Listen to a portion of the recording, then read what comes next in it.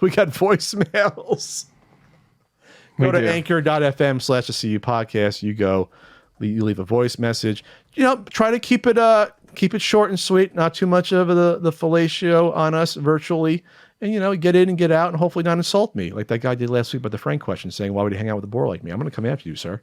Here's the first one. Hey, Pat. Hey, Ian. This is Vince again from Roseville, California. Vince! I was just wondering, we've heard a lot about Ian's past jobs.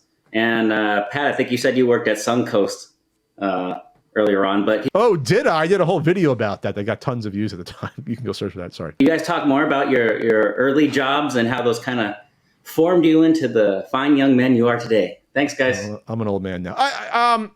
Ian and I both have done a variety of jobs throughout the years. Menial jobs, intermediary. I worked in an office, which was the worst. Probably worse than Suncoast was working in an office, even though the pay was decent. I think the way it's basically shown me that it gives you an appreciation for where you came from versus now. It is sort of the thing where, it builds character. I do believe that to an extent, because there is a difference between, at least on YouTube, I would say, like people that just got into YouTube without having a job, they act differently. They act like entitled. Sometimes, not all, very bratty. And it's an appreciation of what working hard in terms of long hours, not respected by people in charge of you, maybe sexually harassed, maybe sexually discriminated against. When you go through some of these things at jobs and then you get away from it, it's like, well, I went through that and now it's a lot better. It gives you a perspective, I think, on things that sometimes it lacks with some people when they don't go through that. That's all. I'm not saying everyone has to work awful jobs. I pray you don't have to. But when you at least do that, you can say, okay, I've been through the trenches. I know what it's like. I 100% agree with the general sentiment. So to talk a little bit about it, my prior jobs to Luna and what I do now, I mostly worked in restaurants. And I did just about everything you could do in a restaurant, from bartend to cook to dishes to bus to table waiting to managing banquets. Wear a hairnet? No, I didn't. And people say it, and it's kind of a joke, but I think it's true. Everyone should have to work 6 months in a restaurant or in the service industry, because it will make you a better fucking person, because you get to see all of the assholes. You become a much more patient person when you see how that stuff runs. So you don't sit down at a table and act like a fucking asshole to someone else who's maybe just having a bad day, or maybe it's the kitchen's fault, maybe no one showed up. That's any retail job. I think it'd be just working in a restaurant. Any service job. Any job where someone is catering to you, getting you absolutely things. I'm just saying, a hotel clerk, someone working in Marshall's, a cashier at a grocery store, which I worked at the grocery store and did every single job. That's my sort of similar thing. I basically did everything there. So just to know that there's people that do these things for you. They're not being paid that well potentially, and it's there's a power difference there when you're working there in terms of you know what I mean. And I think you have to make sure that you realize those are people, individuals. Treat them well. Treat them how you want to be treated. I know it's corny. Treat people how you want to be treated. Like when you have a bad day at work at the office, there's people that are having bad days at the office when they're behind a desk at a hotel, when they're being a waiter, when they're a bartender. You have to keep that in mind. But now they have to deal with your dumbass and 100 people after you. That's all. Hey guys, DJ Piracy here from Huntsville, Alabama. Longtime fan, and I completely agree with just about everything you've said regarding the Amico and Tommy Tallarico. However, do you find it interesting that he actually composed some soundtracks that were pretty decent from a couple of games, and the whole way that it fits into interplay and how they came about, and how this really seems like something that you would have wanted to be good from these guys and just turned out all wrong? I don't look at people. The people behind a project doesn't matter. It's the project itself. Sure. I root for if the project's good or if I think it's good or not. And nothing. No offense. Nothing to me is interesting about Tommy Tallarico. He's one of the least interesting people I think I've ever had the pleasure of covering. And his career peaked the music in the 90s, mid to late 90s. So it's not. So it's who cares? That's another generation ago. I've joked on here, but I mean this honestly. The most and only interesting thing about Tommy Tallarico to me is maybe his balsamic vinegar collection. I honestly didn't know who he was before video game years. Yeah, I had no idea who he was. Sure. I had no idea he did soundtracks. I had no idea he was on. I don't think I knew who he shows. was until the first NES marathon we did, and someone was talking about his soundtrack on Color Dinosaur. I didn't know about he was on 2 shows, the one in Canada. He's a fucking nobody. Hi guys, this is Jamie from Toledo, Ohio. I was glad to see you enjoyed the presents I got you for Christmas. I'm sure Frank enjoyed his as well. My question is this. Did you ever have a friend or someone that you knew who insisted something about video games that wasn't true? A buddy of mine tried to tell me once that all games that were released on the Super Nintendo and the Genesis, for example, Beavis and Butthead and Aladdin, were the same game except for sound and graphics. And then someone else tried to tell me that all games were released in Japan before they were released in North America. Thanks, guys. Love the pod. Yeah, I remember hearing that. Because some were, but like not all, but some were. Obviously, the ones that were produced there. I mean, most, honestly, but not all. Like, that's the thing. Most of that era. There were NES, North American and European devs where it came out here first. Or not there at all. Yeah, the answer is yes. I mean, childhood is full of that shit. I can't remember anything specific. Spy Hunter, you get out of your car and you fight, and you get the helicopters. Like, you heard that shit. And the helicopter thing was proposed for the game, but like it has an ending. No, it doesn't, asshole. You want me to play Spy Hunter for 3 hours? And ruin my eyes? Yeah, that stuff happened all the time. I mean, you heard about the Mortal Kombat stuff. You heard about all the NBA Jam. Oh yeah, nudalities and stuff like that. I remember the NBA Jam stuff. Somebody tells you, "Oh, Bill Clinton's in the game." Well, he was in one of the versions. The problem was like they changed out the chipset on him and they swapped. Yeah, I don't think as kids we weren't aware of the fact that these games weren't just released and done. There was multiple versions, multiple iterations of them. They got Shaq and Barkley out of that game willy nilly when their rights were up. They're only in the first version of it, I believe, not even the second one. They were gone by TE. They were gone. Bunch of knuckleheads. Next one here. Hey Pat, hey Ian. My name is Jordan, and I love the show. Recent closures of digital storefronts, I found a lot of the discourse from gamers is over the preservation of these games, but in actuality, this would be an issue over accessibility. Personally, I find it unlikely that big companies like Nintendo or Sony don't have backups of their modern titles. Do you guys think accessibility and preservation are the same thing? And should we differentiate the two when discussing store closures like this? We did an entire topic about this, I believe, like 5 months ago. Sure. They're different. They bleed in a little bit, but they are different. And yes, that's a good point. Nintendo has backups. I mean, they've had the data leaks where they have all the stuff. Yes. They have stuff. However, true. I don't think that's an assumption that should be made at all for most developers, though. I mean, the understanding is publishers, developers, the understanding is a lot of these places don't have particularly robust archives of their stuff. So you can't make that assumption. I think that is something that is worth, fretting about when these things go down. Yeah, but I would think you think that most digital stuff in the modern age, there's a backup somewhere. If someone has it. Yes, sure. In the 80s and 90s, and I guess I'm more talking about like before that. Sure, I'm thinking more the past 20 years. Sure, where it's like everyone should have a copy of something somewhere. It's just whether or not people know about it.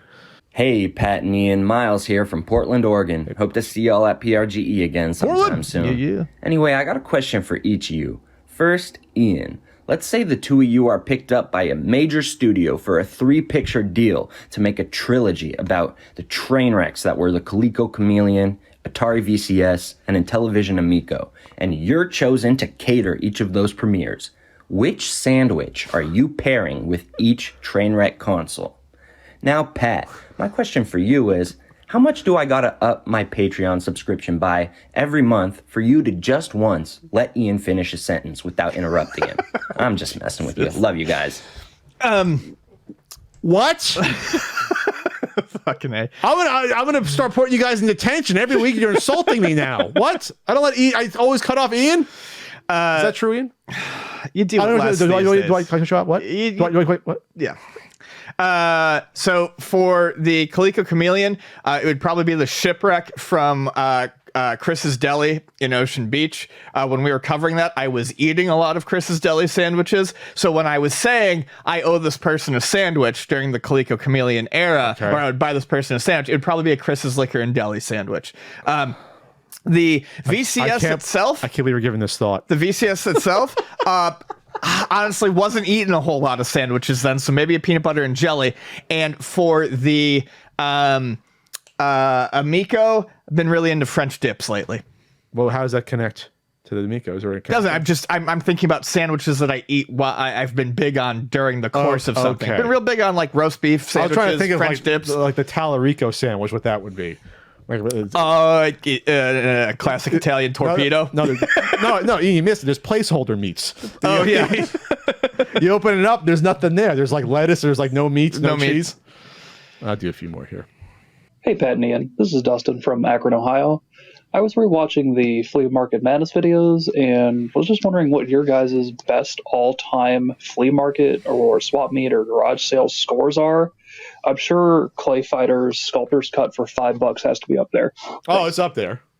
That's up there. But at the time, that wasn't worth nearly what now that the card alone is probably like 1,000 or something. When I got it, it was like probably 150, 125 back then. That was like 9-10 years ago. I talked about the night vision goggles, as I still have to get repaired because they went fuzzy for some reason. The night vision goggles were like worth over 1,000 when I got it for $10. Jaguar in the box I got way back now. That's probably worth over 1,000. That's worth 1,000. I got that for like $25. One of the first things I got. Remember, the same person had that, and they had Marvel vs. Capcom 2 on OG Xbox, which was hard to find. Yes, and that was sealed too, and I have that still sealed somewhere. And those are probably the best ones. And my favorite one was a garage sale randomly in New Jersey in the late 2000s. I found one of the 4-packs of Muscle Men. Remember the Muscle Men from the mid 80s? Yeah. The 4-pack unopened. I was like shocked to see something like that at a garage sale. So then someone had one of them, the little card one with the 4. I think it was 4-pack that they had. I got that. My favorite find ever, I've said it a billion times, was my World of Nintendo fiber optic light that I got from a dude who was selling a typewriter and a couple of old tires. And that was literally the extent of what he had at the flea market. I got it for $10. Loved it. Never shipped it out here. Was getting to the point where I wanted to get it shipped out here from my parents' house. And when I got sick, I sold it because it was an easy couple $1,000s of dollars. That was a couple grand? I think G's? I can't remember what I got for it, but I got a couple grand for it and I needed it. I was fucking sick. So Ian, Pat, this is Matt from Rochester, New York again. You know, just listening to our friends' voicemails from last week of certain wrestlers calling him, even from beyond the grave, got me thinking, what wrestler would you ever like to talk to on the phone if they, for some reason, called you? Personally, mine would be The Rock, just because he was so great on the mic. Thanks, guys. Yeah, that doesn't mean to be a good conversationalist, though. right, because my two favorite wrestlers are, if I were to think of them off the top of my head, Macho Man Randy Savage, great on the mic, but I don't think I would want to talk to him in real life. From what people say, he was very smart about the business and very sure. I mean, I could have, but I would have loved my other favorite wrestler, who I would have loved to have chatted with about all sorts. Eddie Guerrero. I would have loved to have talked to Eddie. Steve Austin is pretty damn intelligent. He knows a lot about the business, and he's pretty sharp. He's entertaining. Talking to Steve would be good. Get on his podcast sometime. Good old Stone Cold. That'd be pretty good. I think he's pretty intelligent. I'll do a few more here. Hey guys, this is Dave from Long Island. I was wondering if you had to pick only 5 games that to have complete in-box examples of that were significant either to you or to the history of video games in general, what that top 5 would be. I recently completed my top 5, and that would be Super Mario Brothers and Zelda on NES, the original PS1 long box of Resident Evil, Pokemon Green on the Game Boy, and Donkey Kong on the Famicom. Thank you. I mean, just off the top of my head, I would love my big box copy of Doom 2 back again from when I was younger, the one that my dad bought. On PC? On PC. A complete copy of Zelda 2. A complete copy of Wipeout 3. A complete copy of Ridge Racer 4 with the JogCon. And honestly, probably some sort of adventure game, Sierra or LucasArts. Yeah, I have those. I'm trying to think if I had to narrow down. Basically, want to narrow down your gaming life to 5 games: Super Mario Brothers, Legend of Zelda, Space Quest, the VGA one that I got, remake one I got at the bin at Kitty City, not Kitty City, KB. And they had the PC game bin. It was great. Yeah. They're like discounted like hell. They were great, like $5-10 for a game. God, I would also put a complete copy of R-Type on there, but I just don't know what version. that's a tough. Yeah, that's why I literally just started talking because I knew if I think about it, I'll constantly second guess myself. Yeah, I'm trying to think of what would be the other two that I would get there. It's kind of tough to narrow that list down. Let's see. One more? Want to do one more before we check in? Oh, we'll do one more. All right. We're doing like 7 of these. Hey, Pat and Ian. It's Patrick from Elgin, Illinois. My question's for Pat.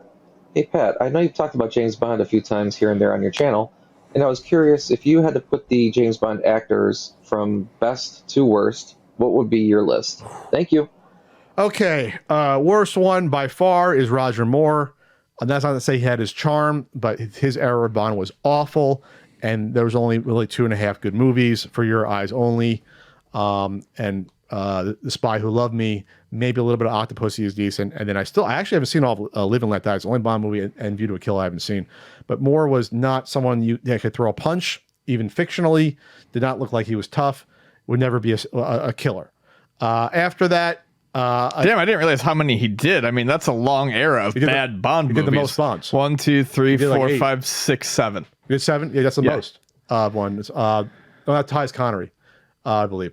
Lazenby only did 1, right? Yes, and Lazenby, I almost had to. He has to come out of this conversation, and I love Sir George Lazenby. He was a super nice guy. I spoke to him for 5 minutes at Comic-Con about 10, 11 years ago. He only did 1.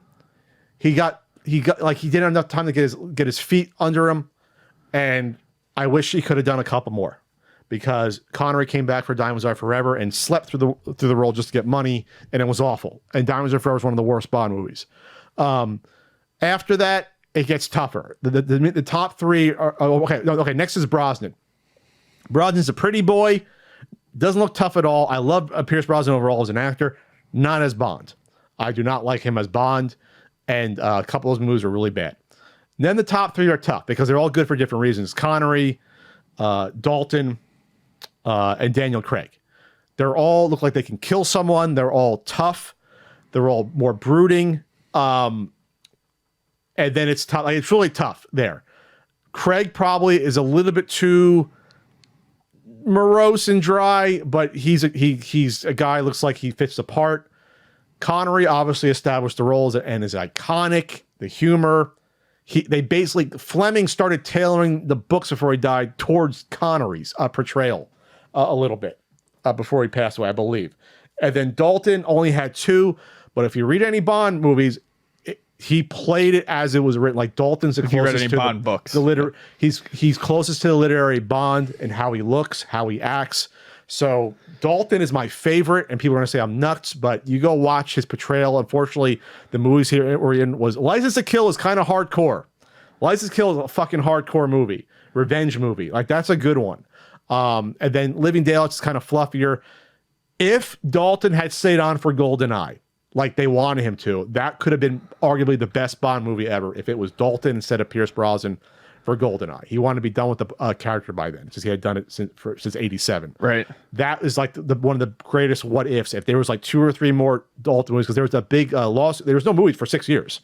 There was no Bond movie between '89 and '95 because there was like a dispute about the rights and shit. If Dalton had a couple more movies at least, I think he'd be more fondly remembered. And that's what I gotta say about that. We have a special call-in from someone who just came out of a hearing recently that has some comments on. Let's just play this. Hello, good morning. This is Johnny, fresh out of one court case and diving straight into another. I had been trying to obtain a refund for my Intellivision Amico pre-order, and it was taking an awfully long time, so I took it upon myself to email Mr. Tallarico personally, and surprisingly, he suggested that I go and fuck myself. And I really didn't want to stoop down to his level and start, talking like him, so I simply wrote back, legal incoming. And it's crazy because this is actually worse than when I found that fecal matter in my bed, because it was much easier to clean up that mess than it has been just getting my money back for this.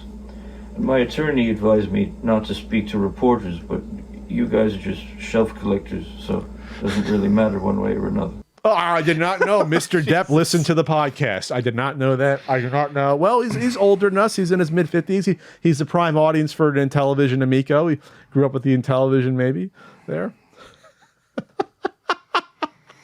No comment from Ian. No.